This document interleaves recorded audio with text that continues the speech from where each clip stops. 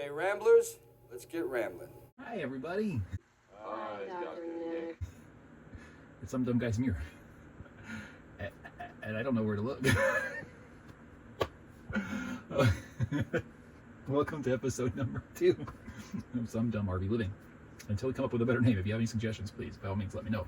And I'm looking at myself in the mirror, and I don't know if I'm supposed to be like, look at the camera here, because I can see my, I don't know. Anyway, as much as I wanted today's second follow-up episode to be the rest of that media shelf assembly, wasn't really in the cards for me. I have other things that I need to squeeze in before I can get to that. And today is a pressing one, because ever since I moved into this thing, so it's been about going on a month and a half, close to, shaving has been a bit of a pain in the ass. Okay, why? Because of this. Now, this is the only remaining quote-unquote traditional RV ceiling light fixture that's left in this thing.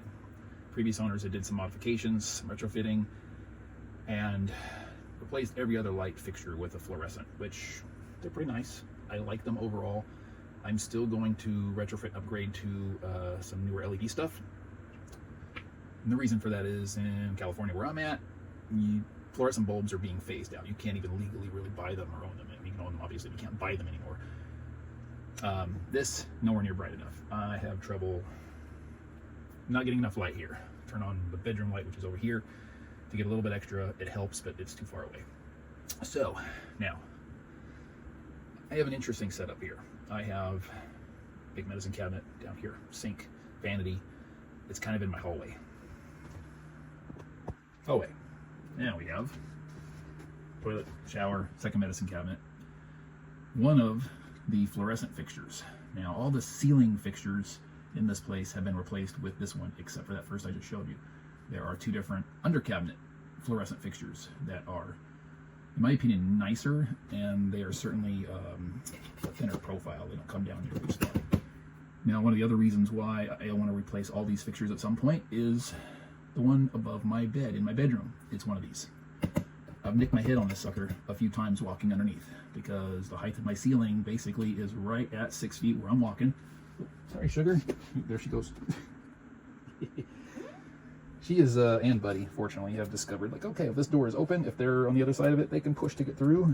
And if they're on this side of it, they can pull to get through. They figured that out really well. But I was standing right next to it, and she started pulling on it and bumped my shoulder. I instinctively pushed back. She's like, hey, I'm trying to get through here.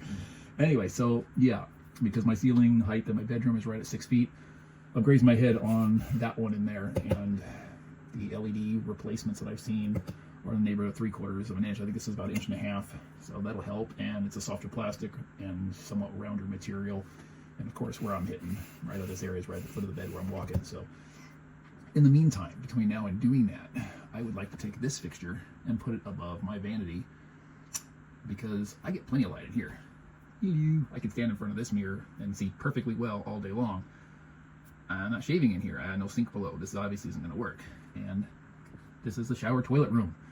I don't need a particularly bright ceiling fixture here. So my goal for the day is just to swap these guys out and hopefully make shaving a little bit less of a biatch. So anyway, that's what we're doing. All right, done. You do. All right, let's see how this looks. Ooh. Well, I'm for one gonna consider that a market improvement from Scruffy. Guess we'll be finding out shortly, but he's looking good there. Let's come over here. We got this one installed there, and light switch, there we go. And we'll deal with the holes in the ceiling when it comes time to do the actual LED switch upgrade.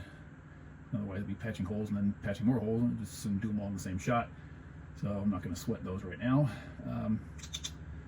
Previous projects, before I started this series, here in the bathroom and in the bedroom as well. This had standard issue ceiling vents. This one had a little generic like 5-inch fan in it.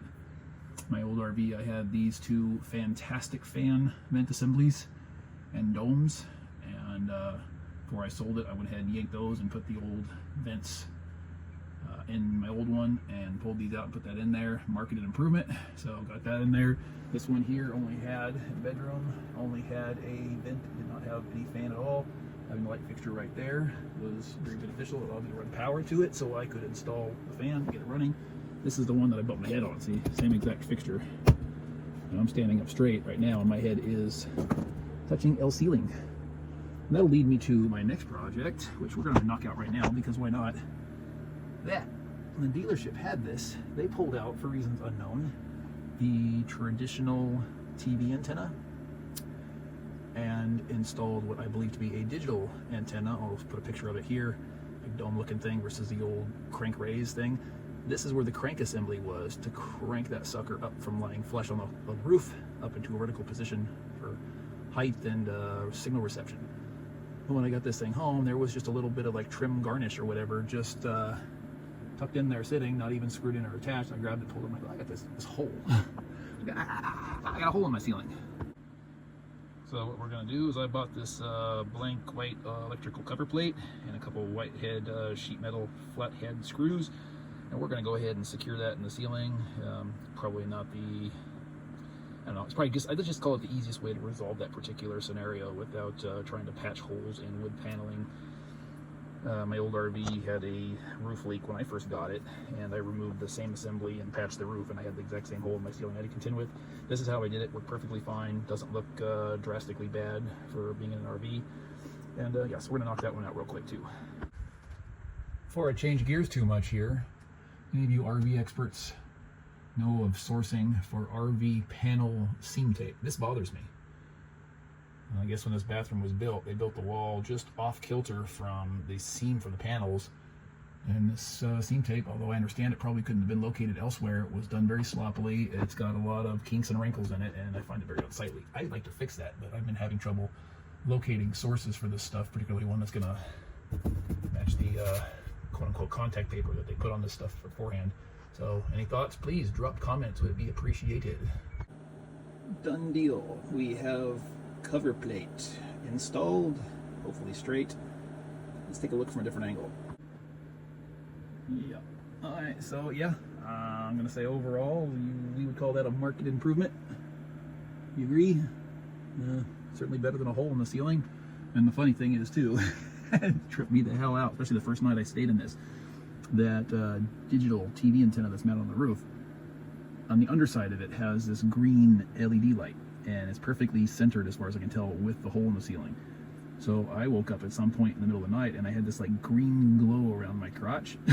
I'm lying on my back. I'm like, what the hell is this? That's not normal. I bolt up, all right, and I'm like, okay, what? And I, of course, you know, reach out, and I'm like, oh, now my hand's got a little glow on it, and you know, I look up, and I'm like, oh, in the hole, oh, okay, light. But you know, it's been there every night since, and it's like, oh, that's just weird. But that first night, oh, lordy.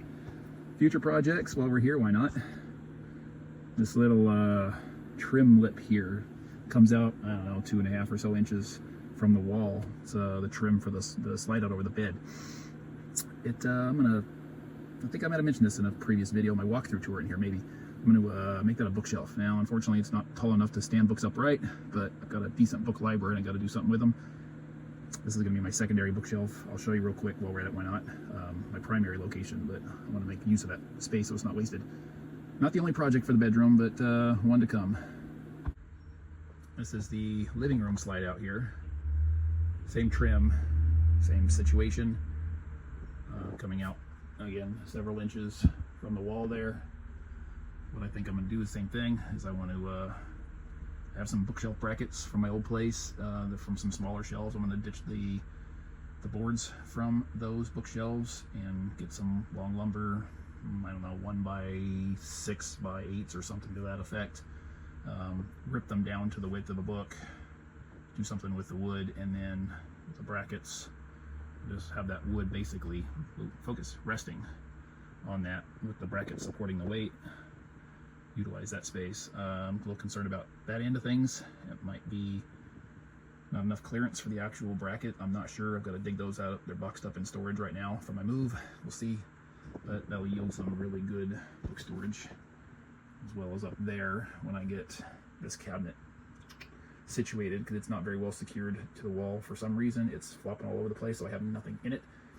I need to level it and secure it got some clamps, or not clamps, rather some, like kind of like jacks, right? It's going to go up there and it's go underneath and it'll jack up and it'll extend that. Once I get it leveled up from the inside, I'll go ahead and secure that so I can make use of that space and then load some things in there because I still have way too much stuff. Yeah, so projects to come, previews. Bye-bye. Thanks for joining.